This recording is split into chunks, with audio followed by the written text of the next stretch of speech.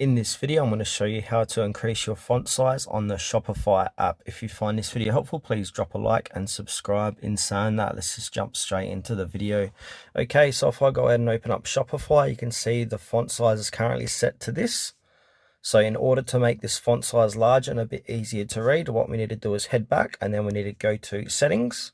Inside settings, scroll down and look for display. Click into display and again scroll down. Click onto font size and style, and at the bottom of font size and style you're going to see a slider under font size. If we move this slider to the right, it's going to increase the font size, and likewise if we move it to the left, it's going to decrease the font size. So I suggest keep it near the right hand side, have a play around with how big you want your font size to be. I'm going to keep it near the end there. And now if I head back to Shopify, it's going to increase my font size accordingly. So yeah, just go have a play around with that slider and pick out what size you want your font size to be, and then come back to Shopify and it'll be changed accordingly.